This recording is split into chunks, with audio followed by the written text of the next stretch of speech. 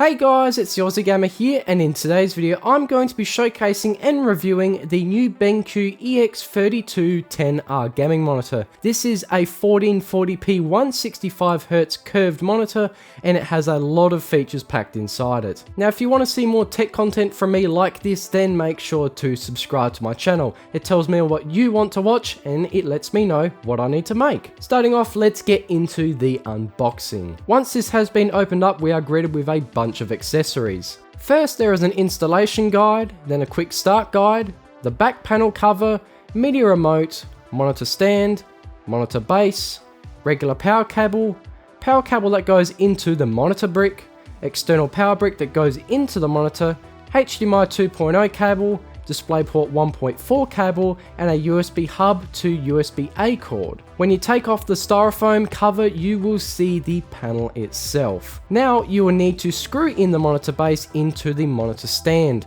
The base slots right into the bottom and has a screw that is easy to do up. Once you have tightened it accordingly, you can now put the panel on it. You can install this stand with the monitor inside the box, which makes it easier to lift out. Overall, this experience was very good. The unboxing experience was very easy and much more than other monitors I've used. Now I've got to say that the design and build quality of this is top tier. Everything that looks well built feels it. The base and stand are rigid, plus the whole monitor feels incredibly refined to use. You'll also be able to immediately see it's a curved panel, specifically a 1000R curvature. Out of any curved panels, this grade is the most realistic, making the experience of this monitor the closest to being natural with our eyes. Adjustments wise, it is very versatile. You can lift and lower it quite a long way, turn it left and right, and tilt it up and down. It also supports the VESA mount if you want to install it on a wall.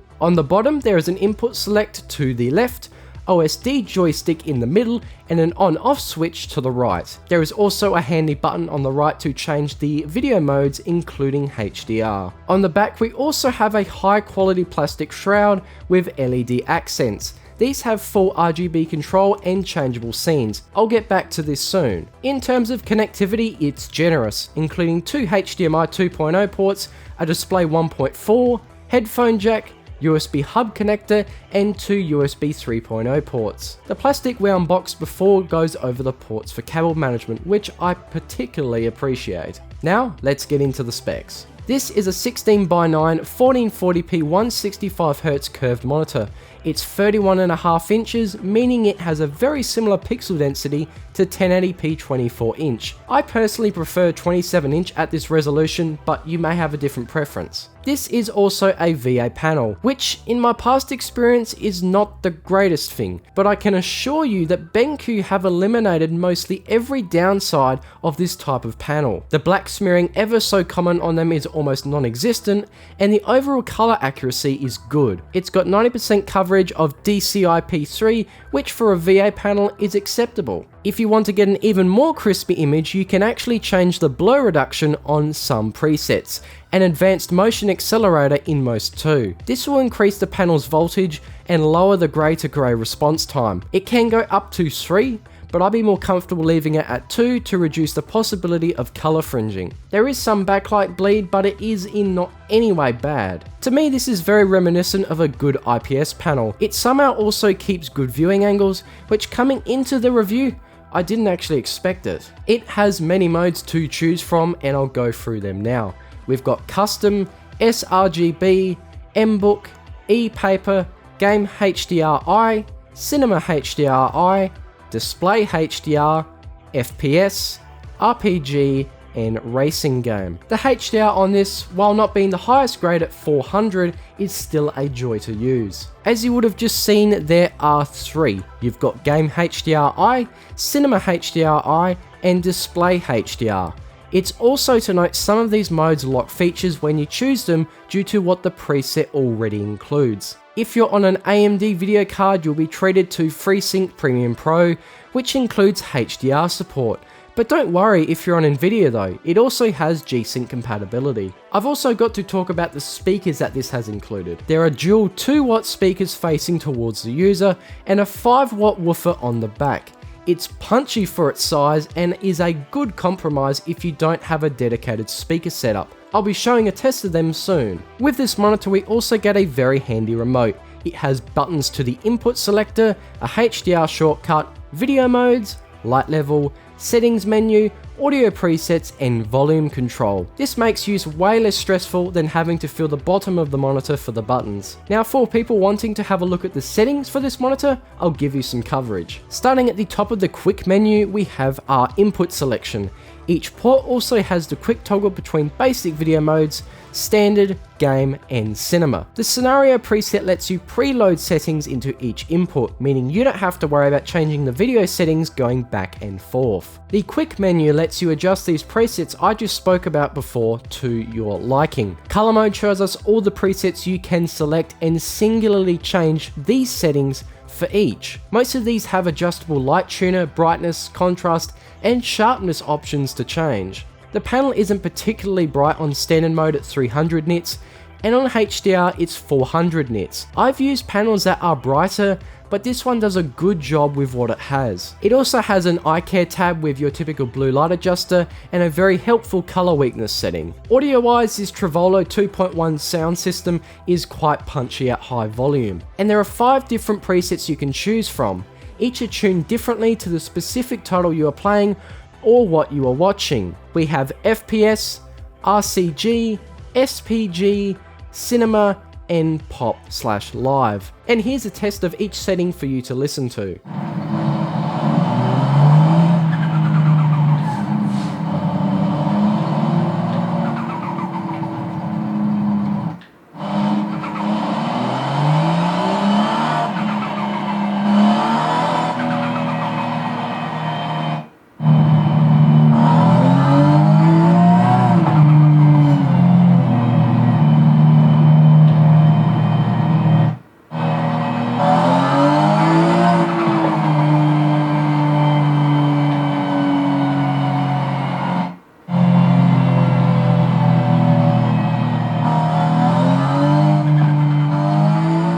Next is the lighting section. This directly changes the color and effect of what the lights will do on the back of the monitor. There are 9 colors to choose from that go from yellow, red, blue, and to green. With these effects, there are 6 of them.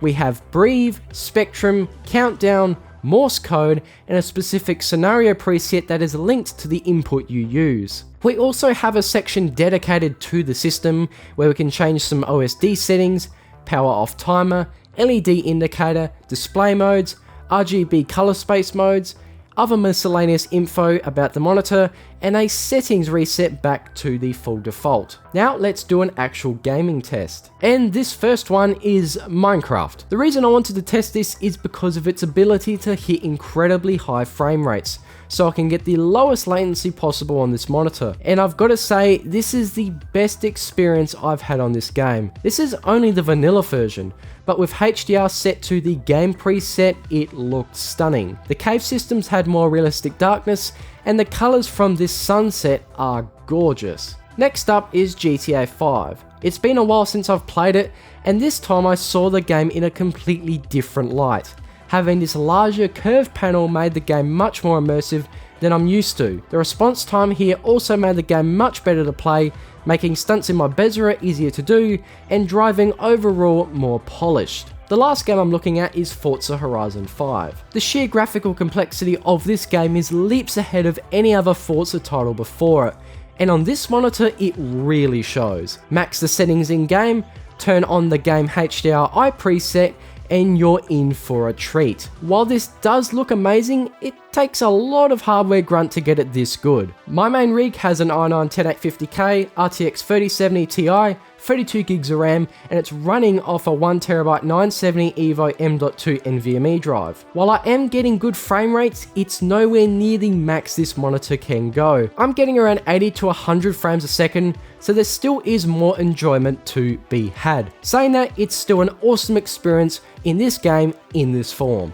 If you do want to see me making a video on FH5 solely maxing out the settings and playing it on this monitor, then make sure you stick around. Now here's something I didn't think I'd be putting in the review, but I thought it would be best to. This panel is also great with video editing, you are able to clearly see the details of your timeline, effects, and footage bin due to the 31.5-inch size. The curvature also means you don't have to dart your eyes around as much to look for certain elements. If you have a fast enough PC to scrub through the footage quickly without lagging, this high refresh rate can make workflow much more enjoyable. And that's not all. Most of what it can do counts for use in photo editing softwares like Photoshop. You can efficiently make effects and jump between different layers thanks to the refresh rate. And the size again is massively helpful for zooming up on your work. So what do I actually like about this monitor? Well, I personally think it has done a seriously good job with the VA panel. The response time, lack of ghosting, and backlight bleed are right at the top of their class. The speakers are incredibly punchy for their size, meaning you don't have to have a dedicated sound system,